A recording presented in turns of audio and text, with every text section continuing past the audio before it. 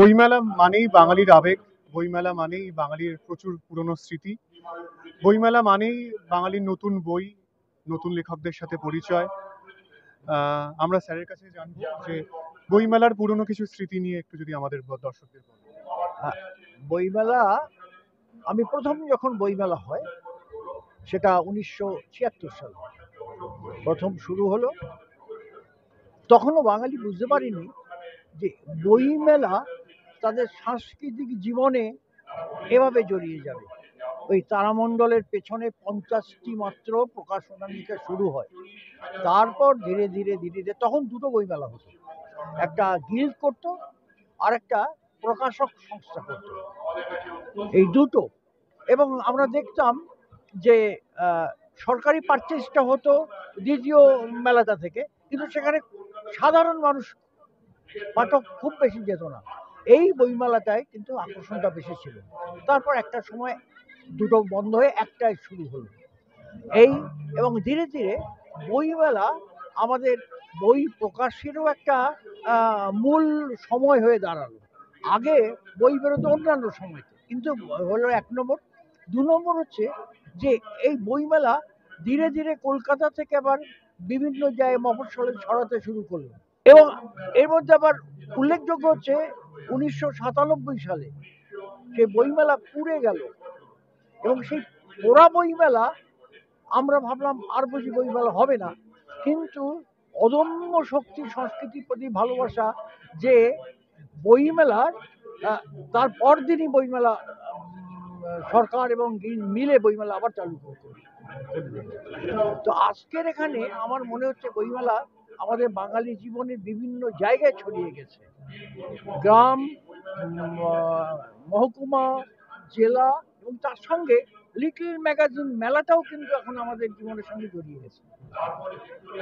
বইমেলার নানা এটা তুলি বিচ্ছুতি বলবো না, শর্টকামিক্স আছে, কিন্তু আজকের এটা ঠিক যে বাঙালি সংস্কৃতি বা বাঙালির সাংস্কৃতিক জীবনের যে ক্যালেন্ডার, এই ক্যালেন্ডারে কিন্তু এটা একটা উজ্জ্বলতম ঘটনা এই বইমেলা।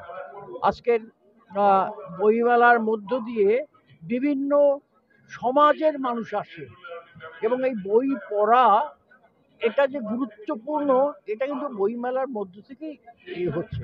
ফলে এই শিক্ষা এবং বইমেলা এবং সাধারণ মানুষ, সমস্ত শ্রেণীর মানুষের মধ্যে এই বই পড়া এবং বইকে জীবনের অন্যতম অঙ্গ করার পেছনে কিন্তু আমাদের এই বইমেলা। আমি আশা করব এই বইমেলা আরো প্রসারিত হবে এবং আমাদের প্রত্যন্ত অঞ্চলে বইমেলা ছড়িয়ে যাক, এটুকুই আশা করি।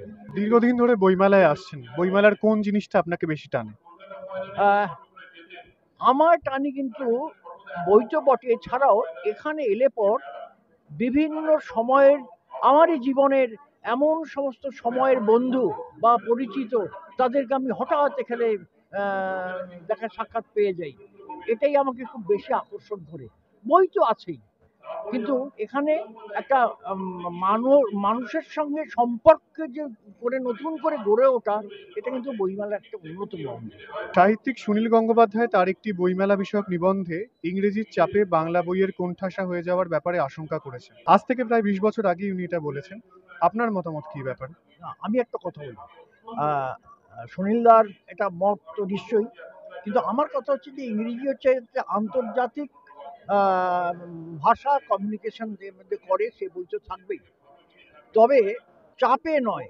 আমার মনে হয় এই ইংরেজি বই অর্থাৎ বাইরের বই থাকছে বলে বাংলায় যারা সৃষ্টি করেন, এই যে ভাবের একটা আদান প্রদান হচ্ছে, ভাষার একটা আদান প্রদান হচ্ছে, এবং এই যে কিভাবে লেখা উপন্যাস, গল্প, নতুন নতুন ভাবনা সারা বিশ্বব্যাপী ছড়াচ্ছে, তার সঙ্গে কিন্তু বাংলার একটা যোগাযোগ তৈরি হচ্ছে।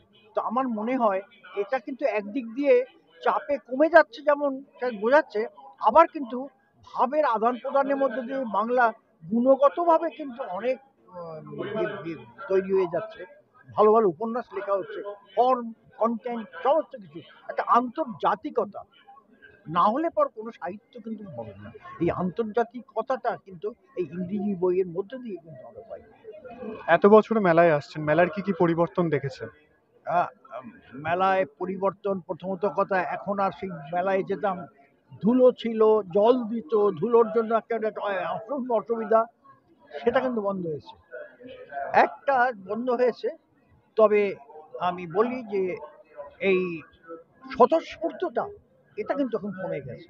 এটা মনে হচ্ছে যেন কোথায় একটা কর্তৃপক্ষ আছে, এটা সেই কর্তৃপক্ষকে মেনে চলতে হয়, এইটা আমার মনে হয়। এটা আগে ছিল, ওটা স্বতঃস্ফূর্ত ব্যাপার ছিল, যে স্বতঃস্ফূর্ততা নেই। অনেক ধন্যবাদ স্যার আপনাকে।